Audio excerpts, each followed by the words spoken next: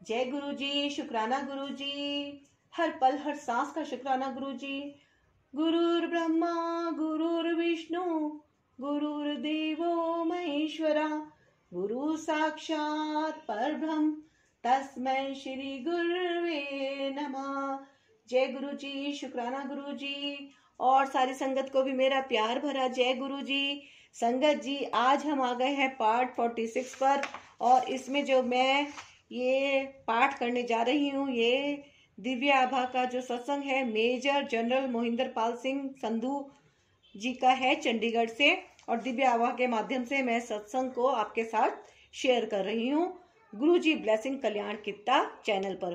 और संगत जी, मैं आपसे निवेदन करती हूँ, अगर आप इस चैनल पर पहली बार आए हैं तो वीडियो को लाइक कीजिएगा, शेयर कीजिएगा और चैनल को सब्सक्राइब तो जरूर कीजिएगा। और शेयर करते हुए ऐसे लोगों को शेयर कीजिएगा जो थोड़ी भक्ति भावना रखते हों और वीडियो को वो देखें, ध्यान से देखें। इससे हमारा एक छोटा सा इतना सा ये प्रयास है कि अगर कोई कष्ट से है, पीड़ा से है, उसको कोई रोग है, फाइनेंशियल प्रॉब्लम है, इमोशनल प्रॉब्लम है, किसी भी तरह की कोई परेशानी है, जो क्योंकि हम सांसारिक लोग हैं, ये छोटी मोटी परेशानियां हमारे जीवन में सदैव लगी रहती हैं। तो गुरुजी कहते हैं जो भी दुख, कष्ट, पीड़ा, परेशानी, रोग है, वो सब कुछ मेरे चरणों में समर्पित करो और अपने आप को पूरी तरह से हल्का कर दो और तुम केवल सिर्फ मेरा सिमरन करो। इसीलिए मैं दिव्य आभा का पाठ कर रही हूँ और आप सबके साथ शेयर भी कर रही हूँ। तो आप सभी लोग ध्यान पूर्वक गुरु जी का जयकारा लगाएं और देखिए कितनी प्यारी मनमोहक मुस्कान है। गुरु जी आ गए हैं आपके घर में भी आपको ब्लेस करने के लिए। गुरु जी की पॉजिटिव ऊर्जा लगातार आपके पास पहुंच रही है इस चैनल के माध्यम से, और मैंने तो गुरु जी को बहुत अनुभव कर लिया है और वास्तव में गुरु जी बहुत चमत्कारिक हैं। थोड़ा सा हमें फिर सिर्फ विश्वास और आस्था को बनाए रखना है, उसको मजबूत करना है, डगमगाना नहीं है, घबराना नहीं है। तो अब हम स्टार्ट कर लेते हैं, गुरु जी से आज्ञा लेते हैं। जय गुरु जी।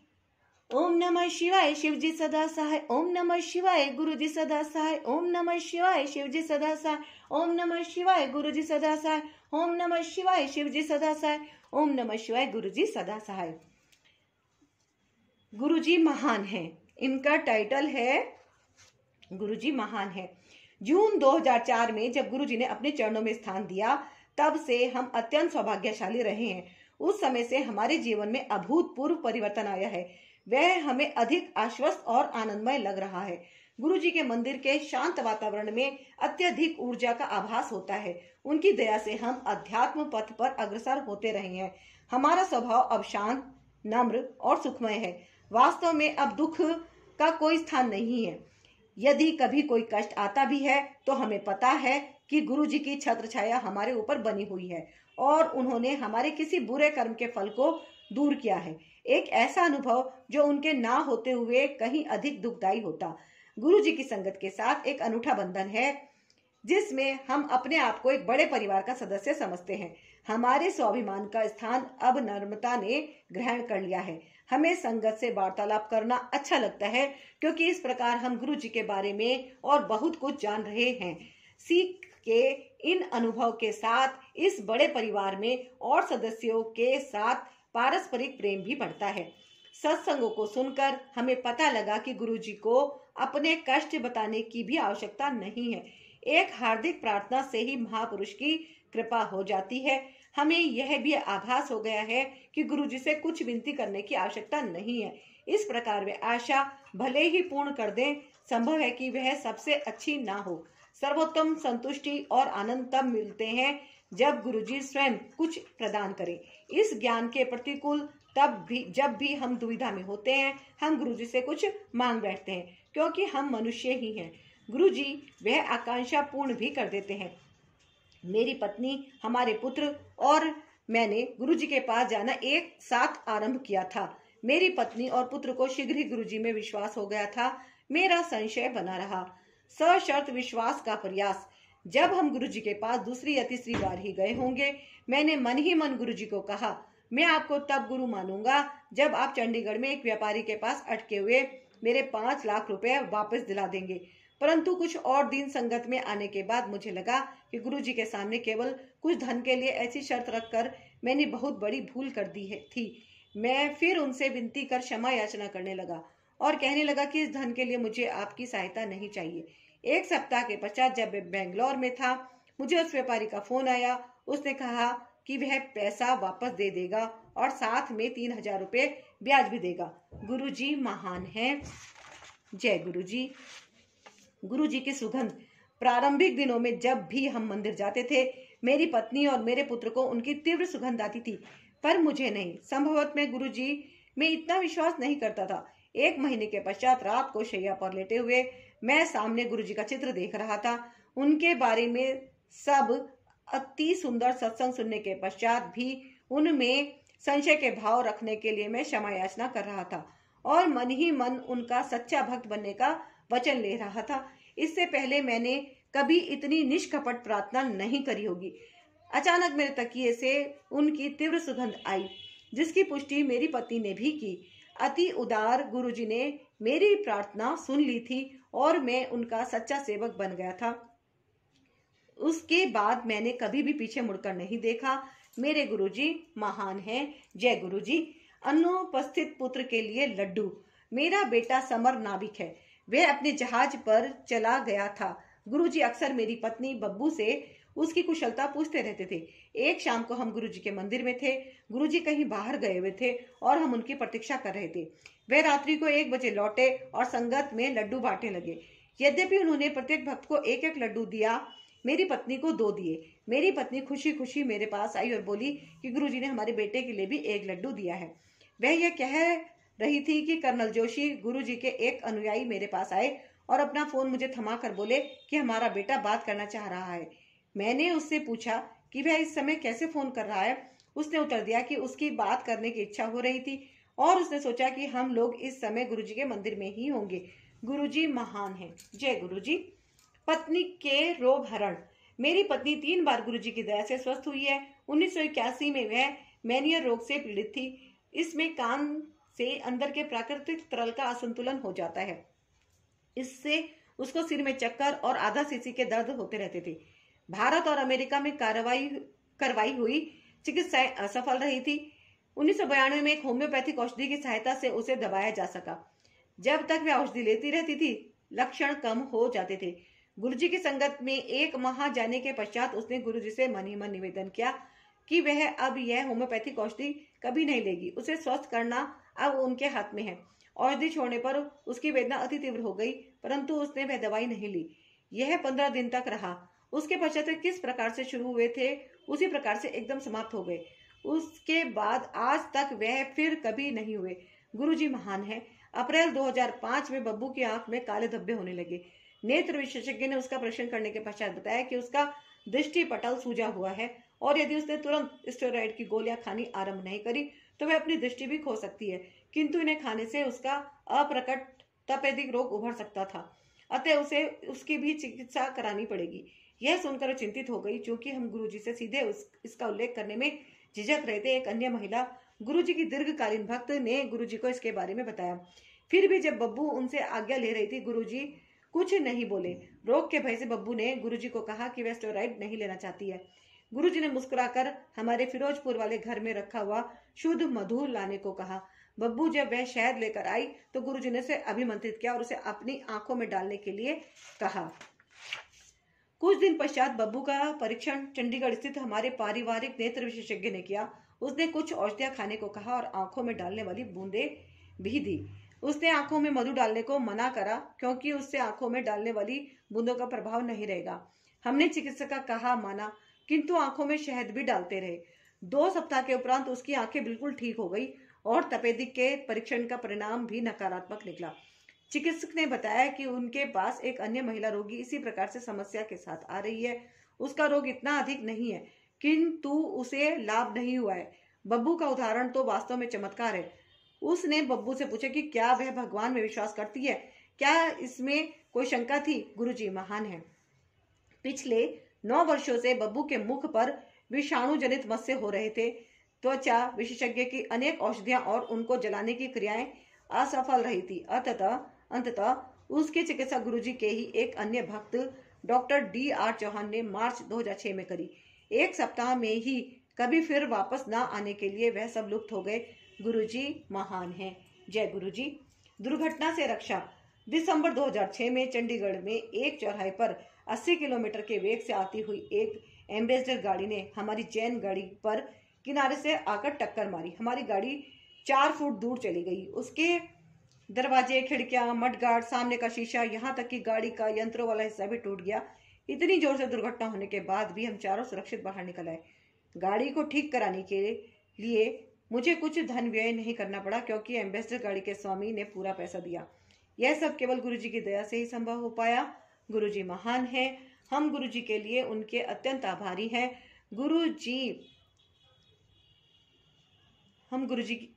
हम गुरु कृपा के लिए उनके अत्यंत आभारी हैं। गुरुजी अक्सर कहते थे कि आने वाले समय में इस संसार में अनेक कठिनाइयां आने वाली हैं। कोई किसी की सहायता नहीं करेगा, चाहे वह उसका अति घनिष्ठ संबंधी, भाई बहन या कोई अन्य ही क्यों ना हो। केवल गुरुजी की संगत के इस परिवार में ही सुख, शांति और चैन मिल पाएगा। कहने की आवश्यकता नहीं है कि हम उनकी संगत के सदस्य होकर और उनकी दया के पात्र बनकर सौभाग्यशाली हैं। ओम नमः शिवाय। गुरुजी सदा सहाय। Major general Mohinder Pal Singh, Sandhu, Chandigarh. जय गुरुजी। देखा संगत जी, कितने प्यारे प्यारे इनके अनुभव हैं। इनको सुनने से क्या होता है, हमारा भी आत्मविश्वास और बढ़ता है और हमें भी अपने आप में फील होता है कि हाँ, गुरुजी ने हमें भी बहुत ब्लेस किया है। कितनी बातें ऐसी होती हैं जब हम गुरुजी से अरदास करते हैं और वो सडनली ऐसे करके पूरी हो जाती है चुटकियों में, और हम सोचते हैं कि है पूरी भी हो गई। सच में? क्या ये सच है? ऐसा सच में होता है गुरुजी। शुक्राना है आपका हमारी अरदास सुनने के लिए, हमारी प्रार्थना सुनने के लिए। जय गुरुजी। नेक्स्ट हम ले लेते हैं R. कृष्ण। जय गुरुजी। गुरुजी के चित्र से अनुकंपा, और ये इनका सत्संग है R. कृष्ण स्वामी, दिल्ली। ये दिल्ली से इनका सत्संग है संगत जी। दिसंबर 2005 के एक शनिवार को दिल्ली में प्रातः 8 बजे मैं घर पर बैठे हुए समाचार पत्र पढ़ रहा था कि मेरे एक घनिष्ठ संबंधी का फोन आया। रिश्ते में मेरे भाई PN राजू ने बताया कि उनके भाई PN नरसिम्हन और उनके 2 अन्य सहकर्मी की प्रातः 4 बजे पौंडीचेरी से घर आते हुए भयंकर दुर्घटना हो गई थी। बात करते करते राजू रो पड़े। मैंने राजू को तुरंत पौंडीचेरी जाकर गुरुजी का चित्र उन आहतों के पास रखने को कहा। मैंने उसे गुरुजी का एक चित्र कुछ माह पूर्व ही दिया था। जिस मारुति कार में वह यात्रा कर रहे थे, वह एक खड़ी हुई बैलगाड़ी से टकरा गई थी। कार आगे से नष्ट हो गई थी। आगे बैठे हुए दोनों लोगों को सिर में चोटें आई थी। उनकी बाहें टूट गई थी, पर पीछे बैठे हुए श्री अरुण की अवस्था चिंतनीय थी। उनका सिर कार की छत से जा लगा था और उन्हें भयंकर अंदरूनी चोट लगी थी। जब राजू चिकित्सालय पहुंचे तो चिकित्सकों के अनुसार तीनों की अवस्था गंभीर थी। अरुण की अवस्था तो अत्यंत शोचनीय थी और उनके अनुसार वह 7 घंटे से अधिक जीवित नहीं रह सकता था। एक्सरे में उनकी सिर की चोटें बहुत गहरी थी। मस्तिष्क के भीतर रक्त प्रवाह नहीं हो रहा था और उस बारे में कुछ नहीं किया जा सकता था। अतः उन्होंने अरुण का उपचार बंद कर दिया था और उसके रिश्तेदारों को उसके अंतिम समय के लिए तत्पर रहने को कह दिया था। राजू ने आस्था नहीं छोड़ी। उसके गुरुजी का चित्र तीनों के सिर पर रखा। यह उसने किसी भी रिश्तेदार को बताए बिना किया, क्योंकि किसी को भी गुरुजी के बारे में ज्ञान नहीं था। मैं राजू से हर 3 घंटे में बात कर रहा था। वह जब भी रोगियों के समीप होता तो गुरुजी का चित्र उनके पास रखकर गुरुजी से प्रार्थना करता था। परिणाम तुरंत विदित होने लगे। चिकित्सकों ने जब रोगियों का परीक्षण किया तो 2 को तो उन्होंने संकट से बाहर घोषित कर दिया, परंतु उन्हें गहन चिकित्सा केंद्र में देखरेख के लिए रखने पर बल दिया। अरुण का परीक्षण करने पर वे चकित रह गए। न केवल उसने वह 7 घंटे की सीमा पार कर ली थी, उसकी अवस्था में सुधार भी हो रहा था। चिकित्सकों से प्रश्न करने पर वह कुछ उत्तर नहीं दे पा रहे थे। अगले दिन चिकित्सक स्तब्ध रह गए। अरुण का परीक्षण करने पर उन्होंने उसका तीव्रता से सुधार होता देखा। तब उन्होंने कहा कि वह ठीक तो हो जाएगा, पर सामान्य जीवन व्यतीत नहीं कर पाएगा। दुर्घटना के 2 सप्ताह बाद तक राजू गुरुजी का चित्र रोगियों पर रखता रहा। 1 माह के उपरांत अरुण पुरानी बातें याद करने लगा और उसने शैया से उठने की आकांक्षा व्यक्त करी। गुरु कृपा से वह स्वस्थ होता गया और 3 मास के बाद उसने कार्यालय भी जाना आरंभ कर दिया। अरुण का उपचार करने वाले चिकित्सक केवल आश्चर्य कर सकते थे, क्योंकि उनको पता नहीं था, क्योंकि गुरुजी ने अपने अनुयायी की पुकार सुनकर उनकी रक्षा करी है, जिन्होंने गुरुजी के बारे में सुना भी नहीं था। जय गुरुजी।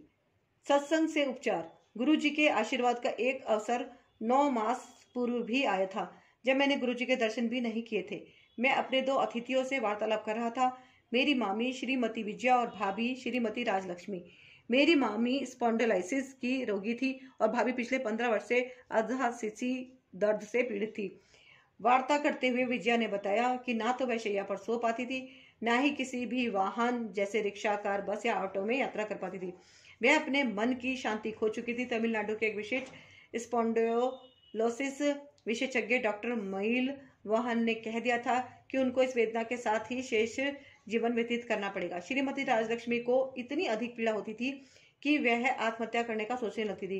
कुछ एक बार उसने सोने की अधिक गोलियां ले ली थी, पर वह असफल रही थी। मुझे पता नहीं कि मेरे मन में यह विचार कैसे उत्पन्न हुआ, किंतु मैंने उनको कह दिया कि गुरुजी के समक्ष यह समस्या रखने से उनको मुक्ति मिल जाएगी।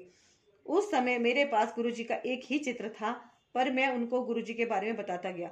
मैंने उनको बताया कि कैसे उनसे भी अधिक गंभीर रोगी गुरुजी की कृपा से स्वस्थ हुए हैं। मैं उनको गुरुजी के भक्तों के संस्मरण को 10 मिनट तक सुनाता रहा। अविश्वसनीयता से यह सब सुनने के बाद विजय और राजलक्ष्मी दोनों ने अपने रोग में सुधार होने की बात कही। विजय ने कहा कि उसका स्पॉन्डिलोसिस का दर्द शीघ्रता से कम हो रहा है। राजलक्ष्मी ने भी कहा कि उसकी वेदना जो वार्ता प्रारंभ होने के समय बनी हुई थी, घट रही थी। उसको लग रहा था जैसे उसके सिर से एक बहुत बड़ा बोझ हट गया है। उनके स्वास्थ्य में प्रगति बनी हुई थी। उस रात विजया 10 वर्ष के पश्चात पहली बार शैया पर सोई। राजलक्ष्मी ने उस रात कोई औषधि नहीं ली। यह चमत्कार देखने के बाद मैंने कर्नल चटर्जी को फोन किया और उनसे गुरुजी के पास जाने के मार्गदर्शन लिए। एक सप्ताह बाद हमने सदगुरु के दर्शन किए और उनसे आशीर्वाद लिया। उस वार्ता को हुए 3 वर्ष हो गए हैं और चेन्नई में रह रही वह महिलाएं रोज गुरुजी के चित्र के सामने उनसे प्रार्थना करती हैं।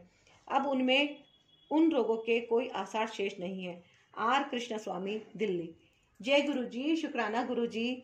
संगत जी, देखा आपने, केवल सत्संग सुनने से, अर्थात जो ये वार्ता कर रहे थे आपस में, केवल उनसे ही इनके दर्द में जो बहुत ज्यादा हो रहा था कम हो गया, वेदना कम हो गई, है ना, केवल सुनने से। सोचो तो फिर दिव्य आभा के इतने सारे सत्संग आप सुनेंगे, संगत जी शेयर करेंगे, तो कितना कल्याण होने वाला है। गुरुजी कितना ज्यादा ब्लेस करने वाले हैं, है ना, क्योंकि इन लोगों ने आपस में केवल सत्संग सुने। मतलब वो जो आदमी हैं उन्होंने सिर्फ इनको, विजया जी को और राजलक्ष्मी जी को सत्संग सुनाए, है ना। उन संगत जी ने इनको, विजया और राजलक्ष्मी को सिर्फ 10 मिनट बैठ के जो सत्संग सुनाए, उसी से इनके दर्द में कमी आई है ना। तो कितना कष्ट इनका कम हुआ है। तो अगर आप दिव्य आभा के सारे सत्संग सुनते हैं तो कितने कितने जो हमारे कर्मा है वो कटते हैं, है ना। तो जरूर आप सारे सत्संग सुनिएगा, शेयर कीजिएगा, और अगर आप चैनल पर नए हैं तो सब्सक्राइब जरूर कीजिएगा। अगर आपने अभी तक सत्संग सुने हैं और शेयर वो सब्सक्राइब नहीं किया है तो सब्सक्राइब जरूर कर लीजिएगा, है ना। चलिए हम नेक्स्ट भी एक सत्संग और ले लेते हैं, और ये सत्संग है रवि रॉय, ह्यूस्टन, अमेरिकी संयुक्त राज्य। देखो कितने दूर दूर से लोग गुरुजी की संगत हैं। जय गुरुजी, शुक्राना गुरुजी। संगत जी आप भी ध्यान पूर्वक एक बार जोर से बोलिए, अपने मन में ही बोलिए, चाहे जय गुरुजी, शुक्राना गुरुजी, है ना। नाविक का मार्गदर्शन। 1995 में श्री रॉय, जो अब एक जहाज के कप्तान हैं, जलंधर में अपने घर पर थे जब उनकी बाईं आंख की दृष्टि धुंधली हो गई। परीक्षण से पता चला कि उनकी आंख के पीछे के पर्दे में आ रही एक स्नायु में समस्या थी। सौभाग्यवश उस समय उनकी मां और पत्नी डिफेंस कॉलोनी में गुरुजी के मंदिर में किसी का कोई संदेश लेकर गई थी। उसके पश्चात उनकी मां चाहती थी कि उनका पुत्र गुरुजी के दर्शन के लिए जाए। रॉय ने पहले मना कर दिया, पर वह अपनी मां को वहां तक छोड़ने के लिए मान गए। वहां पहुंचने पर वह उत्सुकतावश अंदर भी आ गए। मातृभाव से प्रेरित राय की मां चाहती थी कि उनका बेटा पुनः ठीक हो जाए। उन्होंने गुरुजी को अपने पुत्र की समस्या के बारे में बताया तो गुरुजी ने उनको एक अन्य कमरे में जाकर प्रतीक्षा करने को कहा। रॉय उस कमरे में अधीर हो चले थे और उनके मन में विचार आया कि वह वहां क्या कर रहे हैं। ठीक उसी समय गुरुजी ने उस कमरे में प्रवेश किया और पूछा कि वह उनके लिए क्या कर सकते हैं। उन्होंने राय को कुछ पान के पत्ते लाने के लिए कहा। उन्हें अभिमंत्रित कर उन्होंने राय को इस निर्देश के साथ दिए कि वह उसे अपनी आंखों के ऊपर रखकर 1 घंटे के लिए हल्की पट्टी बांध ले।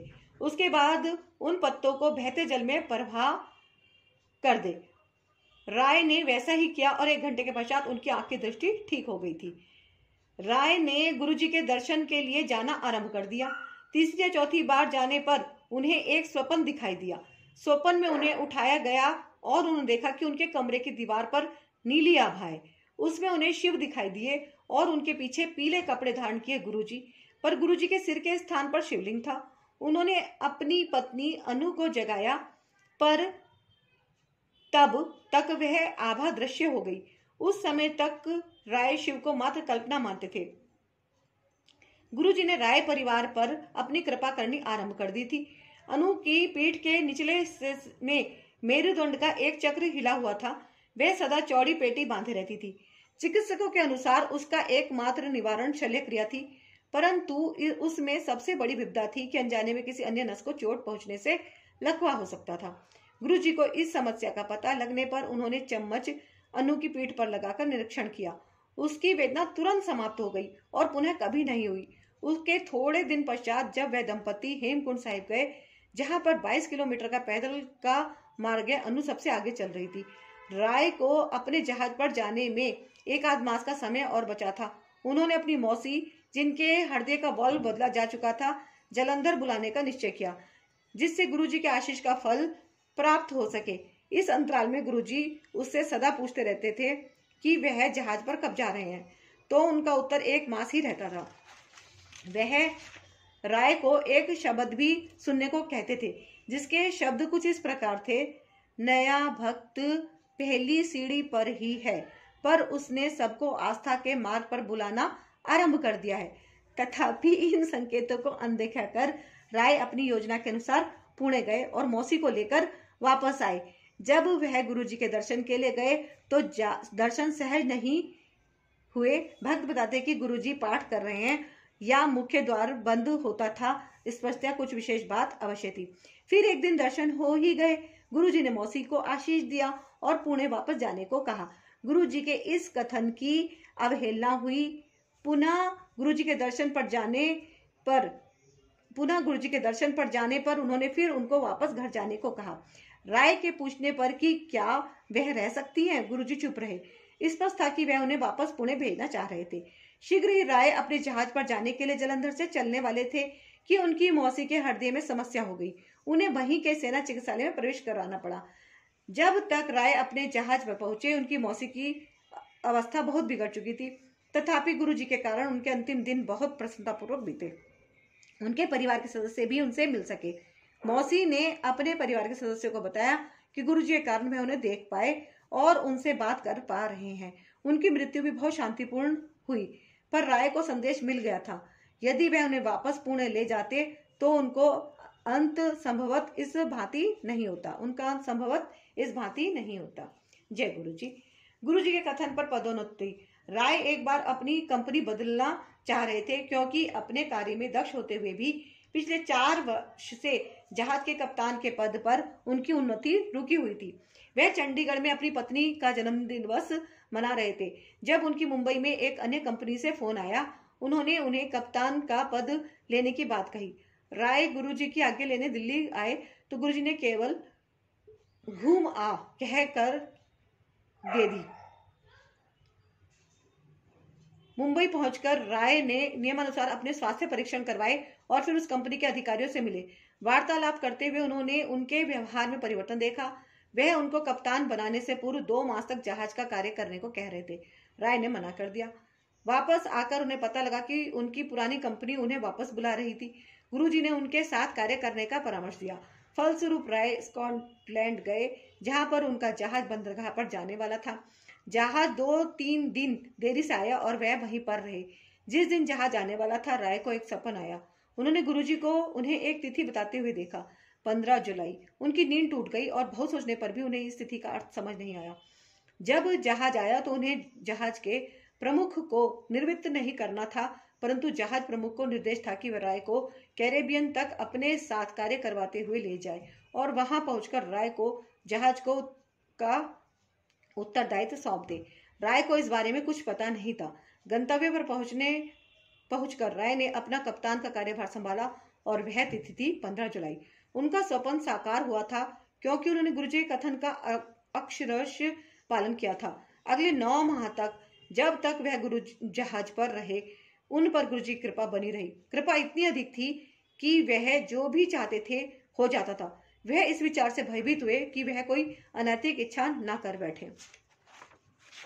गुरुजी क्या नहीं कर सकते। 1997 में राय अपना नया पारपत्र बनवाने मुंबई गए। यह अति आवश्यक था। जब वह अपना नया पारपत्र बनवा रहे थे तो उन्हें पता लगा कि वह अपना पुराना पारपत्र, जिसमें अमेरिकी वीजा था, खो चुके हैं। वे अति व्याकुल थे। अब उन्हें पारपत्र चुराने वाले गिरोह का एक सदस्य मिला। उसने उनके पारपत्र के विवरण लिए और ढूंढ कर लौटा दिया। पुणे के चमत्कार। रॉय का पुत्र भी गुरु कृपा से वंचित नहीं रहा। यद्यपि उसने गणित और विज्ञान विषय लिए थे। गुरुजी ने उसे पुणे से कानून का पाठ्यक्रम करने को कहा। पुणे में राय के मामा रहते थे। पिता पुत्र जब पुणे पहुंचे तो उन्हें पता लगा कि कोई खाली स्थान नहीं है।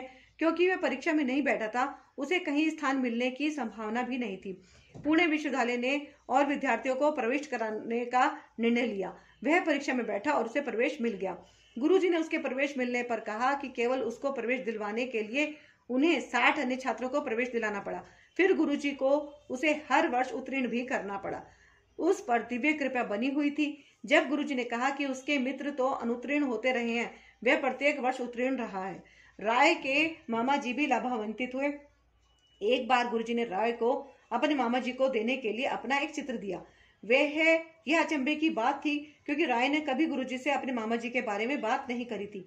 जब पुणे में राय ने चित्र अपने मामा जी को दिया तो उनके मामा बोल उठे कि गुरुजी को कैसे पता है। राय को कौतूहल हुआ और वह सही बात जानना चाहते थे। यह दुख की बात थी कि राय के मामा जी को विवाह को 30 वर्ष होने को आए थे, किंतु उनके यहाँ संतान नहीं हुई थी। वह धात्रेय माँ से संतान करवाना चाह रहे थे, पर वह प्रयास भी असफल रहा था।